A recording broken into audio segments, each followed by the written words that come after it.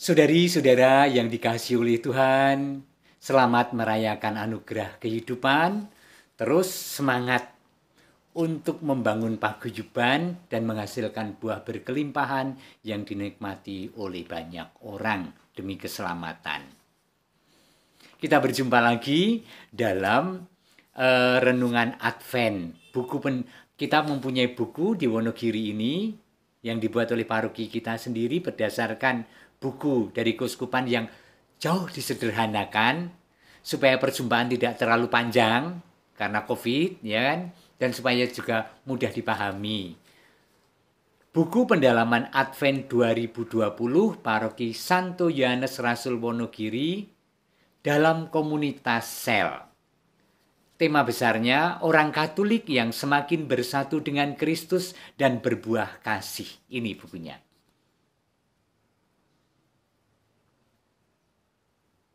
Nah, saudari-saudara yang jatuh. Saudari-saudara yang dikasihi Tuhan, saya ingin memberi pengantar dahulu dengan membacakan pengantar buku ini. Ya, ini penting sekali sebagai pendasaran kita mengapa kita sebagai anggota paguyuban harus melakukan sesuatu. Arah dasar Keuskupan Agung Semarang 2021-2025. Umat Allah Keuskupan Agung Semarang sebagai persekutuan paguyuban murid Kristus dalam bimbingan Roh Kudus bertekad semakin erat bersatu dengan Kristus, berbuah dalam kasih dan bersama masyarakat memperjuangkan hidup yang sejahtera dan bermartabat demi terwujudnya peradaban kasih tanda kehadiran kerajaan Allah. Saat ini masyarakat Indonesia terus berjuang mewujudkan tatanan baru kehidupan dalam berbagai bidang, terutama untuk mengusahakan kesejahteraan yang berkeadilan, demokrasi yang partisipatif, dan relasi sosial yang bermartabat.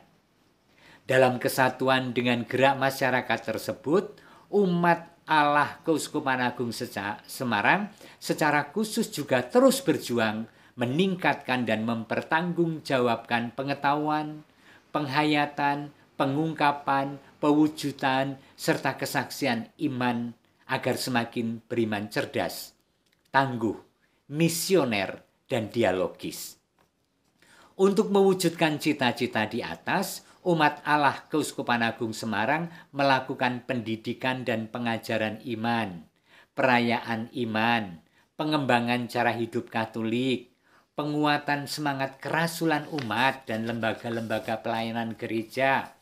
Juga dioptimalkan keterlibatan, kerjasama, dan sinergi hierarki kaum religius dan awam dengan semua pihak di berbagai bidang untuk membangun keutuhan bangsa, pemberdayaan kaum kecil, lemah, miskin, tersingkir, dan difabel, serta pelestarian keutuhan ciptaan. Upaya tersebut didukung profesionalitas para pelayan pastoral dan tata kelola kelembagaan yang transparan, akuntabel, dengan pemanfaatan kemajuan ilmu pengetahuan dan teknologi. Umat Allah Keuskupan Agung Semarang dengan tulus setia, dengan rendah hati bertekad bulat melaksanakan upaya tersebut, serta mempercayakan diri pada penyelenggaraan ilahi seturut teladan Maria, hamba Allah dan Bunda Gereja. Allah yang memulai pekerjaan baik di antara kita akan menyelesaikannya. Nah, kita masuk pada pertemuan pertama. Ada 4 kali pertemuan dengan tema kecil masing-masing. Pertemuan pertama adalah bertemakan paguyuban yang siap berbuah. Nah, Injil dikutip dari Injil Markus bab 13 ayat 33 sampai 37. Yang intinya adalah berjaga-jagalah. Saudari-saudara, Advent adalah persiapan Natal, itu pertama. Persiapan fisik, material, penyediaan waktu, pinengko arep nganggo klambi opo dan sebagainya, itu baik. Tetapi, dan persiapan hati dengan pertobatan, pembaruan diri, dan hari ini kita diajak untuk berjaga-jaga. Menata hati supaya layak ketika Tuhan datang, intinya itu. Tetapi Natal juga punya makna lain. Advent punya makna lain. Kalau gereja mengajak kita untuk merayakan Advent sebagai kedatangan Isa Al-Masih, sesungguhnya kita diajak untuk mempersiapkan hidup yang siap dipanggil, diambil, dijemput oleh Tuhan. Pada kapan? Pada akhir zaman, pada akhir kehidupan, ketika kita akan memperoleh mahkota surgawi. Nah, di antaranya sikap berjaga-jaga itu adalah, kalau tema kita paguyuban yang siap berbuah, ada dua hal. Bagaimana saya ikut mengambil bagian dalam kehidupan komunitas iman. Yang kedua, bagaimana hidup saya dan hidup komunitas berbuah, dan buah itu yang makan bukan pohonnya loh ya, yang makan orang lain. Jadi sungguh berguna, bermanfaat, menyelamatkan, menjawab kebutuhan sesama dan alam semesta. Nah, dua hal ya. Nah, saudari-saudara yang dikasihi Tuhan, mari kita merefleksikan diri, apa sih yang disebut paguyuban itu? Siapa sih paguyuban itu? Keluarga kita, Ecclesia Domestika, adalah diantaranya dalam satu dimensi disebut paguyuban iman. Pertanyaannya adalah, apakah kita terus intens untuk saling bertanggung jawab, menyapa, menghidupi, bekerja keras, membangun kehangatan persaudaraan, berdoa bersama, dan saling memberi kesaksian tentang kebaikan satu terhadap yang lain. Bahkan pada lingkup yang paling kecil keluarga, atau lebih besar lagi extended family, ya, tunggal mbah, atau dengan saudara-saudara kita yang ikut di rumah kita. Paguyuban tentu saja, seperti orang selalu berpikir, juga berarti lingkungan paguyuban iman. Saudari-saudara, otokritik untuk kita semua. Lingkungan pada umumnya di seluruh keuskupan ini belum yang ideal. Lingkungan kita lebih menjadi paguyuban doa, persekutuan doa. Karena kemana-mana doa. Kemana-mana kolekte untuk siarah. Cilokong. Bukan untuk berkat, tapi untuk siarah atau untuk piknik bareng dan aneka hal. Nah, saudari-saudara, dulu waktu Monsinyur Sugio Pranoto waktu jadi pastor di Bintaran tahun 1938,